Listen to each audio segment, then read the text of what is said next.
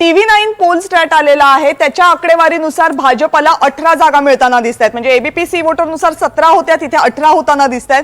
काँग्रेसच्या जागा मात्र कमी होताना दिसतात। या पोलमध्ये एबीपीसी वोटरमध्ये 8 जागा होत्या काँग्रेसला, इथे मात्र 5च जागा मिळताना दिसतात। शिवसेनेसाठी एकनाथ शिंदे यांच्या शिवसेनेसाठी सुद्धा या पोलमध्ये आकडे बरेच कमी येताना दिसतात।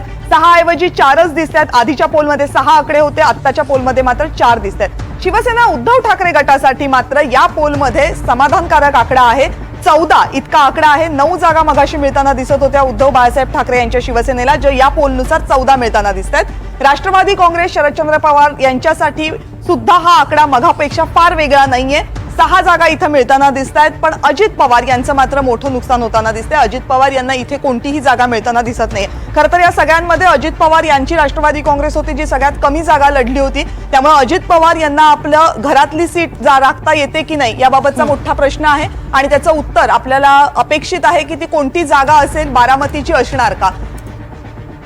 मुंबई तकचा जो पोल आलेला आहे त्याचे आकडे पाहूयात। महायुतीला 24 ते 27 जागा, म्हणजे रेंज तीच आहे 24 ते 27। थोडीशी महायुतीसाठी इथे समाधानाची लकीर दिसते, कारण जागा काहीशा वाढताना दिसतात आधीच्या 2 पोलच्या तुलनेमध्ये।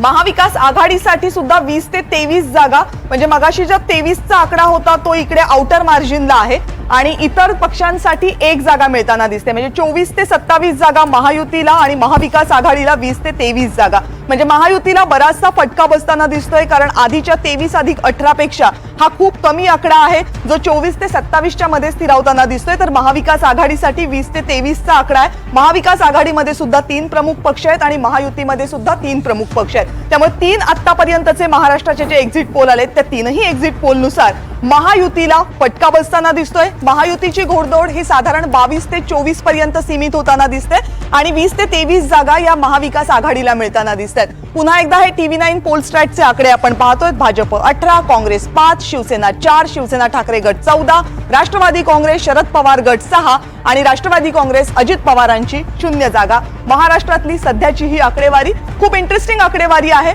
आणि सगळ्यात महत्त्वाचं म्हणजे महाराष्ट्रातले 2 प्रमुख प्रादेशिक पक्ष जे देशाच्या राजकारणामध्ये प्रमुख प्रादेशिक पक्ष म्हणून बघितले जात होते, त्या प्रादेशिक पक्षापैकी एका प्रादेशिक पक्षाला खूप मोठा धक्का बसताना दिसतोय, शिवसेनेला।